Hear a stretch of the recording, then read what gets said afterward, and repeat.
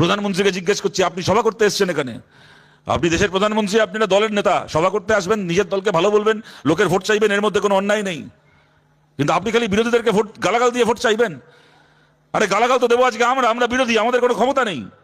সরকারের সমালোচনা করে ভোটটা চাইবো আমরা।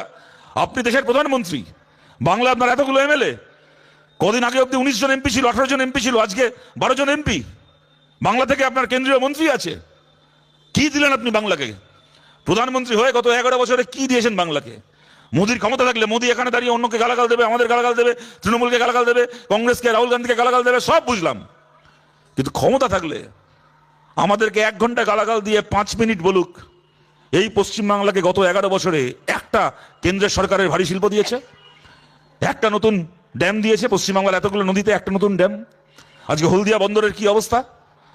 এই পশ্চিমবাংলাকে গত 11 বছরে একটা নতুন, আপনি কেন্দ্রের ভারী শিল্প ছেড়ে দিন, একটা কেন্দ্রীয় বিশ্ববিদ্যালয়, একটা কেন্দ্রীয় স্কুল, একটা মডেল স্কুল, একটা কোনো কেন্দ্রের সরকারের টাকায় নতুন একটা হাইওয়ে, জাতীয় সড়ক, যে জাতীয় সড়কগুলো ছিল সেগুলোতে এখানে মেরামতি করেছে, ওখানে রিপেয়ারিং করেছে, এখানে রং করেছে, সেটা অন্য কথা।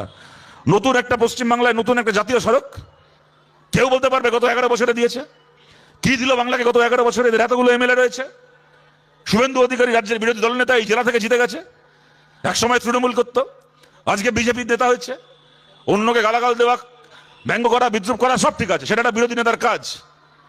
কিন্তু ক্ষমতা আছে বলার দাঁড়িয়ে যে হ্যাঁ আমাদের সরকার কেন্দ্রে আছে, পশ্চিমবাংলাকে আমরা কেন্দ্রের সরকারের পক্ষ থেকে এইটা দিয়েছি, আগামী দিনে আরো বেশি করে সুযোগ পেলে আরো এইটা করবো। তার বদলে কি? ধর্মের নামে লোক খেপিয়ে ভাবছে একটার পর একটা ভোট করবে। আরে বলুন তো, এগুলো ধর্ম হচ্ছে? আজ গোটা বাংলায় ধর্মের নামে যে সার্কাস দেখছি, এগুলো ধর্ম হচ্ছে না, এগুলো ছেঁচড়ামি হচ্ছে? বলুন তো।